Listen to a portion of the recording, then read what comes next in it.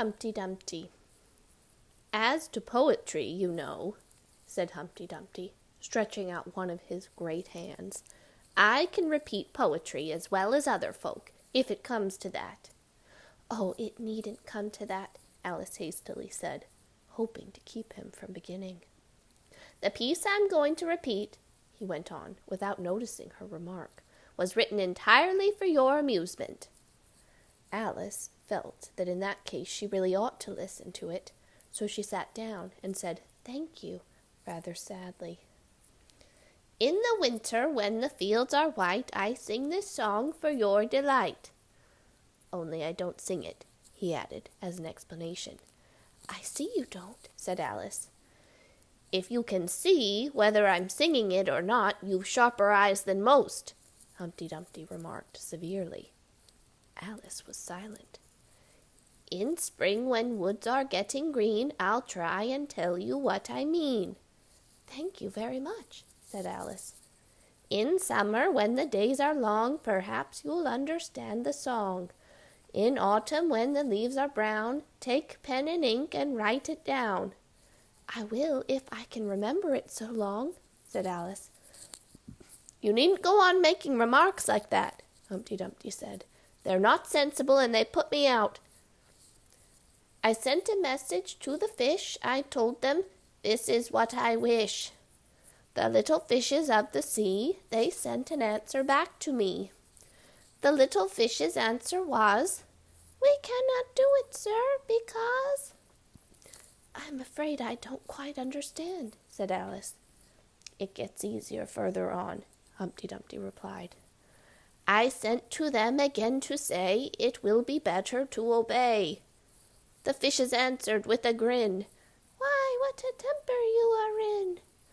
I told them once, I told them twice, they would not listen to advice. I took a kettle, large and new, fit for the deed I had to do.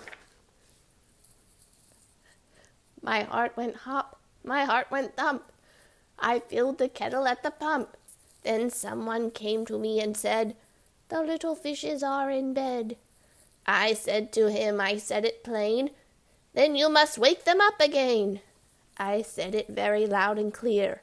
I went and shouted in his ear."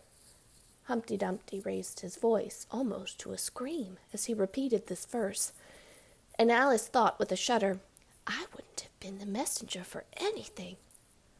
But he was very stiff and proud. He said, "You needn't shout so loud."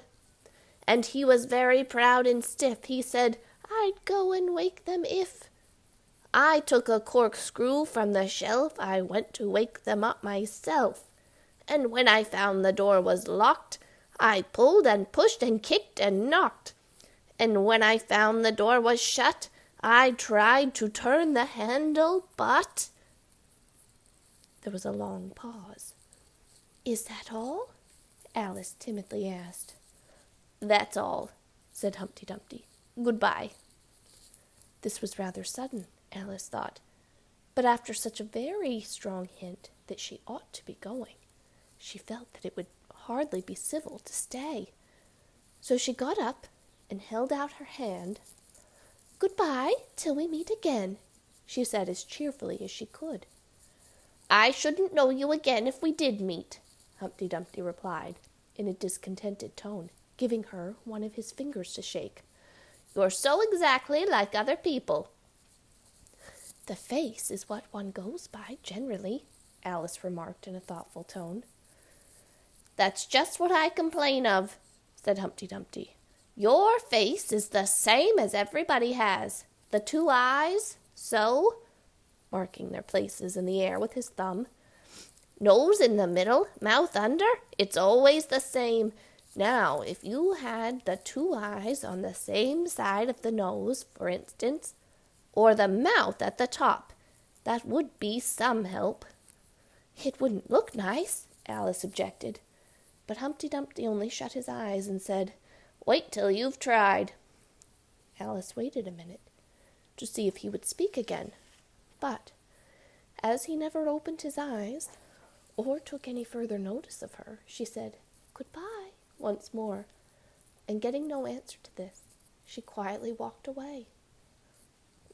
But she couldn't help saying to herself as she went, "Of all the unsatisfactory," she repeated this aloud, as it was a great comfort to have such a long word to say, "of all the unsatisfactory people I ever met." She never finished the sentence, for at this moment a heavy crash shook the forest from end to end.